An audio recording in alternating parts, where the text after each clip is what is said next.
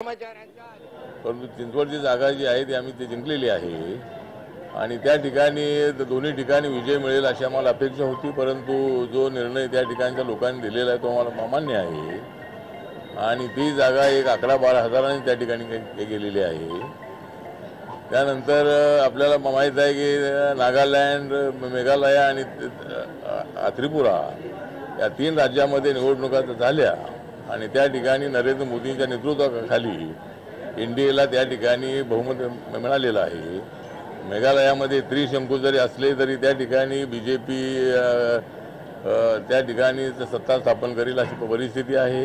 नागालँडमध्ये आणि त्रिपुरामध्ये क्लिअर बहुमत मिळालेलं आहे आणि नागालँडमध्ये रिपब्लिकन पक्षाने 8 जागा लढवल्या तो बळावर त्या ठिकाणी 2 जागा आमच्या निवडून आलेल्या आहेत आणि 3 ठिकाणी आमचे उमेदवार सेकंडला होते।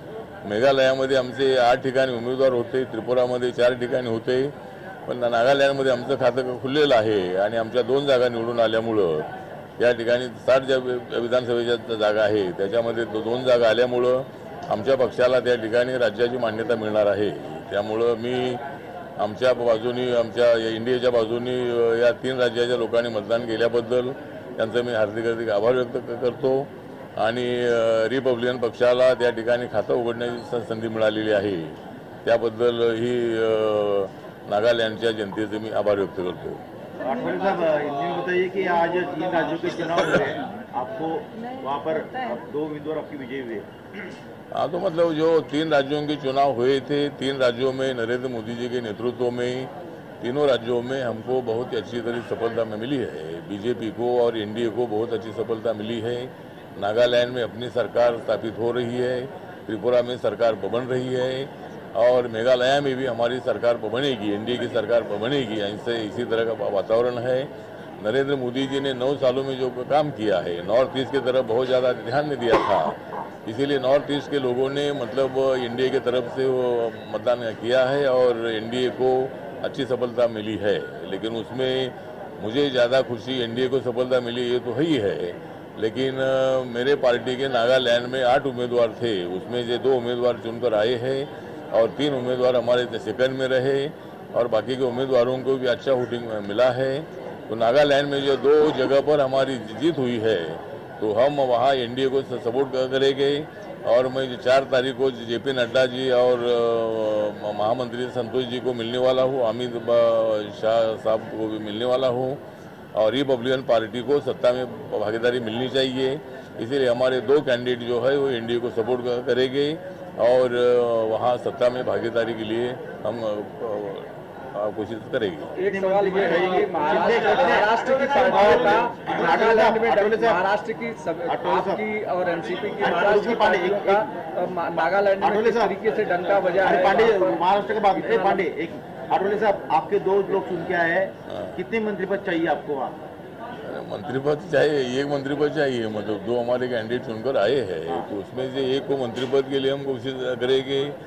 और जिस तरह हमारी महाराष्ट्र की तो पार्टी है ओरिजिनली, लेकिन मेरी पार्टी पूरे देश भर में हर राज्य में मेरी पार्टी है, नॉर्थ ईस्ट के हर राज्य में मेरी पार्टी काम करती है, आसाम में भी मेरी पार्टी का काम करती है, सभी राज्यों में मेरी पार्टी काम करती है और मेरी पार्टी को वहाँ नागालैंड में सफलता मिली है, ये मेरे लिए बहुत बड़ी खुशी की बात है। महाराष्ट्र में भी विस्तार होने वाला है तो क्या पार्टी की तरफ से अब जब आपका विस्तार हो रहा है तो यहाँ पर भी आप उम्मीद करते हैं कि तो मतलब जो विस्तार हो रहा है उसमें माननीय देवेंद्र फडणवीस जी से मेरी बात हुई है और उनके साथ मैंने 2 प्रस्ताव रखे हैं। एक तो रिपब्लिकन पार्टी को 1 मंत्री पद मिलना चाहिए और जो 12 एमएलसी जो अभी मतलब राज्यपाल के कोटे से नियुक्त हो जाएगी उसमें 1 एमएलसी आरपीआई को मिलनी चाहिए, इसी तरह की मांग हमारी है।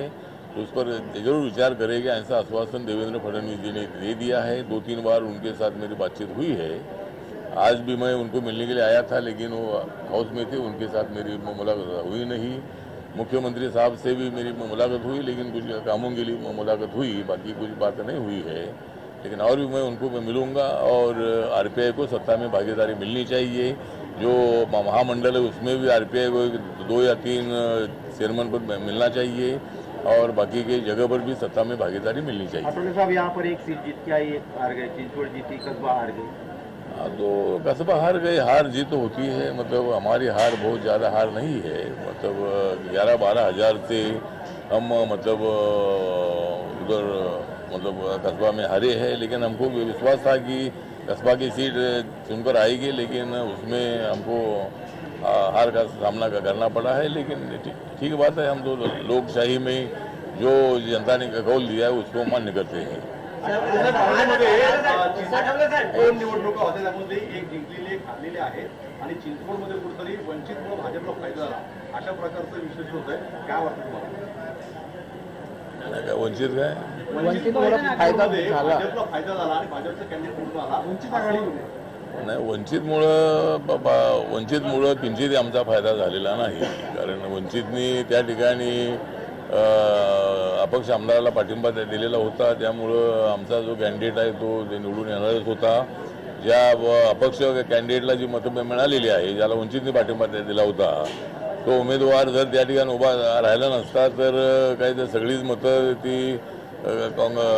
राष्ट्रवादीला मिळाली असती असं अजिबात नाही आहे. त्याच्यामधली अनेक मतं आम्हाला मिळाली असती. त्यामुळं वंचितच्या तिकडच्या पाठिंब्यामुळं आम्हाला यश मिळालं असं अजिबात नाही आहे. लक्ष्मण जगताप यांचं मोठं काम होतं, त्यांच्या पत्नीला तिकीट दिलेलं असल्यामुळं लोकांची सहानुभूती होती आणि म्हणून त्या ठिकाणी आम्हाला विजय मिळालेला आहे. सर, आज सभागृहामध्ये सनातनवरून एक वाद पेटला होता. सनातनचा जय जयकार हा सात्विकांकडून करण्यात आला आणि जितेंद्र आव्हाडांकडून त्याच्यावर विरोध केला.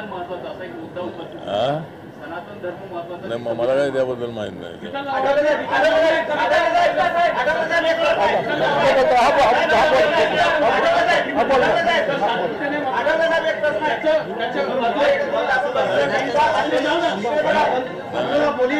धर्मासंदर्भामध्ये चर्चा सुरू असताना सनातन धर्म की देव असं झालं, त्याच्यावरती काही आमदारांनी विरोध सुद्धा केला आणि मोठी खळबळ पाहायला मिळाली. सनातन धर्माबद्दल तुमची भूमिका काय आहे? माझ्या भूमिकेचा विषय नाही, प्रत्येकाची आपापली भूमिका असू शकते, परंतु त्या ठिकाणी आमदारांमध्ये काय वाद झाला असेल, प्रत्येकाला आपली मतं मांडण्याचा अधिकार आहे. सनातनला पाठिंबा देणारे अनेक आमदार आहे, सनातनला विरोध करणारे काही आमदार आहे. त्यामुळे लोकशाहीमध्ये प्रत्येकाला तो अधिकार आहे. त्या पद्धतीनं मला वाटतं की काही लोकांनी विरोध केलेला असेल.